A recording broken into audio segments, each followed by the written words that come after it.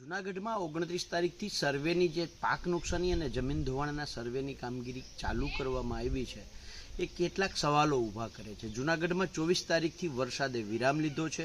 29 તારીખે જિલ્લા ખેતીવાડી અધિકારી એક પરિપત્ર જાહેર કરે છે।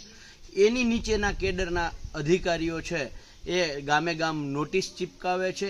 એની નીચેના કર્મચારીઓ છે એ ગામે ગામ મૌખિક સંદેશો આપે છે। ખેડૂતોએ જીપીએસ કોર્ડિનેટ, અક્ષાંશ રેખાંશ, લોકેશન વાળો ફોટો એક સાથે લઈ આવવાનો છે।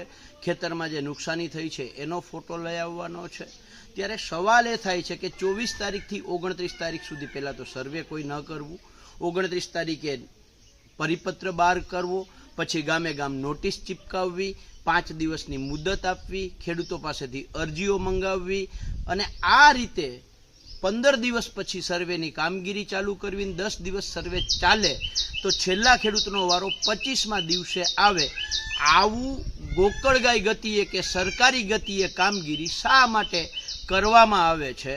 માનનીય મુખ્યમંત્રીશ્રીને કાગળ લખીને સવાલ પૂછ્યો છે કે સરકાર છે એ ખેડૂતોને ખરેખર શુદ્ધ આશયથી મદદ કરવા માગે છે કે માત્ર સર્વેના નાટકો કરવા માગે છે?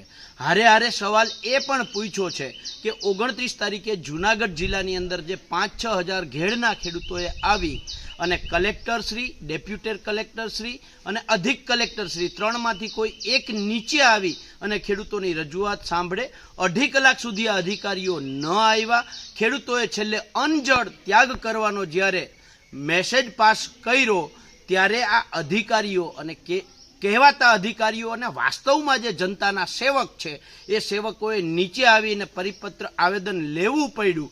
એ ક્યાંક ને ક્યાંક કલેક્ટરે એને અહમનો મુદ્દો બનાવ્યો છે અને એનો બદલો જૂનાગઢના ખેડૂતો સામે લે છે। આ બધી જ બાબતો સાથે આજે મેં મુખ્યમંત્રીશ્રીને એક પત્ર લખી, ઈમેલ કરી અને વાસ્તવમાં અત્યારથી આજથી જ સર્વેની કામગીરી ચાલુ થાય તેવી માંગ કરી છે।